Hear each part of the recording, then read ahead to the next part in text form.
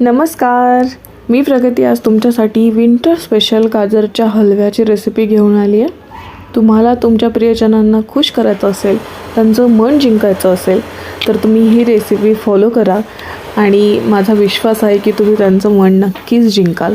तुम्ही बघताय गाजरच्या हलव्याचं टेक्स्चर, रंग किती सुरेख आला आहे. असाच तुम्ही बनवलेला हलवासुद्धा बनेल. माझी रेसिपी व्यवस्थित फॉलो करा आणि व्हिडिओ शेवटपर्यंत बघा.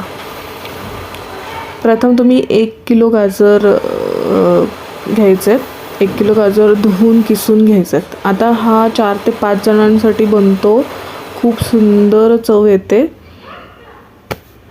कढईमध्ये 2 ते 3 चमचे तूप घ्यायचं आहे आणि किसून घेतलेले गाजर घ्यायचे आहेत. मी 1 किलो गाजरपासून बनवते आहे, जसं मी तुम्हाला सांगितलं. तर 4 ते 5 जणांसाठी आरामात हलवा बनतो. तुम्ही गाजर जेव्हा तुपामध्ये टाकता तेव्हा त्याला व्यवस्थित परतून घ्यायचं आहे. सगळ्यात महत्त्वाचं, हलवा तेव्हाच छान बनतो जेव्हा तुम्ही त्याला छान परतून घेता. तुम्ही बघाल जेव्हा तुम्ही हलवा परतायला लागाल तेव्हा तो हळूहळू रिड्यूस होईल.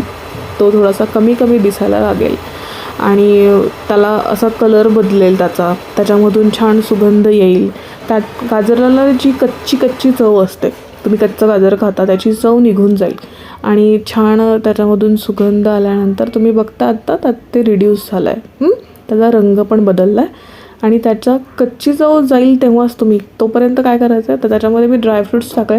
मला आणखी 5 ते 10 मिनटं लागणार आहेत परतायला आणि त्याच्यामध्ये मी थोडंसं मीठ टाकलं. एक चिटकी मीठ टाकलं आहे, फक्त ½ टीस्पून टाकू शकता तुम्ही. ठीक आहे, तुम्ही बघताय खूप सुंदर सुरेख त्याच्यामधून स्मेल आला आहे. तेव्हा तुम्हाला कळेल की गाजर छान, किंवा नाही कळलं तर तुम्ही थोडीशी चव घेऊन बघा. तुम्हाला कळेल की चव घेतल्यानंतरसुद्धा लक्षात येईल की गाजरचा हलवा छान परतलेला आहे. अशा वेळी त्याच्यामध्ये दूध टाकायचं आहे. मस्त परतला आहे, छान सुगंध येतो आहे, चव पण त्याची कच्ची निघून गेलेली आहे. अशा वेळी त्याच्यामध्ये अर्धा लिटर दूध टाकलं मी, 500 ml. ठीक आहे, 500 ml मी फुल फॅट क्रीम मिल्क टाकलं आहे, त्याच्यामध्ये दूध टाकलं आहे. तर तुम्ही पण तसंच करा. आता मिल्क काय करायचं आहे, हे दूध टाकल्यानंतर गॅस मोठा करायचा आहे. आपण परतताना बारीक गॅस ठेवला होता. परतताना घाई गडबड करायची नाही आहे. गाजर आतमधून व्यवस्थित शिजण्यासाठी नेहमी गॅस बारीक असायला हवा होता. आता मिल्क आपण फक्त बॉईल करण्यासाठी म्हणून गॅस मोठा केला. आता बघता तुम्ही हे छान बॉईल झालेलं आहे. याच्यानंतर काय करायचं आहे, तुम्हाला दूध बॉईल झाल्यानंतर गॅस पुन्हा मीडियमवरती करायचा आहे. मीडियमवरती केल्यानंतर तुम्ही त्याला व्यवस्थित हे जे दूध आहे ते आटवून घ्यायचं आहे. तुम्ही बघा ते आता तुम्हाला गाजर जे आहे दूध टाकल्यानंतर मस्त फुगून जाईल. बघता तुम्ही छान फुगलेलं आहे गाजर.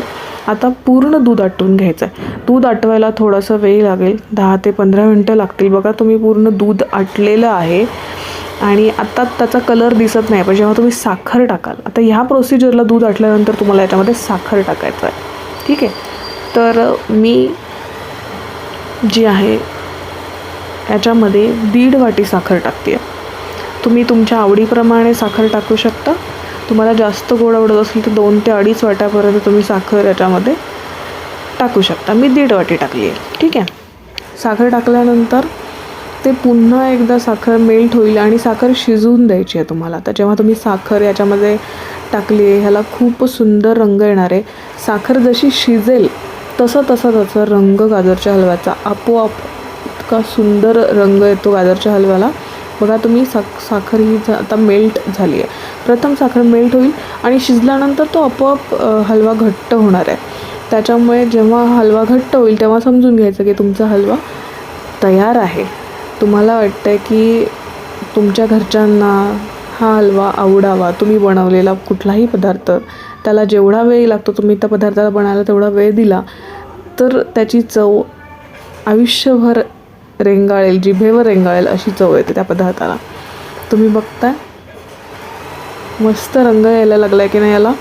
तसंच जेव्हा पूर्ण शिजेल साखर तेव्हा त्याला खूप सुंदर रंग येतो, खूप सुंदर टेक्स्चर येतं आणि चव खूपच छान लागते. तुम्ही पूर्ण रेसिपी फॉलो करा. मला पूर्ण रेसिपीसाठी, हा पूर्ण हलवा बनवण्यासाठी 1 पाऊण तास लागला. बघता तुम्ही सगळं तूप बाहेर आलं आणि घट्ट पण झाला आहे, त्याला छान टेक्स्चर पण आलं आहे. आणि रंग बघितला आपण, रंग ॲड केला नाही आहे, पण साखरेमुळे खूप सुंदर रंग येतो आणि चव मात्र एक नंबर अप्रतिम होते. रेसिपी आवडली असेल तर मला सबस्क्राईब करा आणि अशाच नवीन रेसिपींसाठी मला लाईक पण करा. Thank you so much.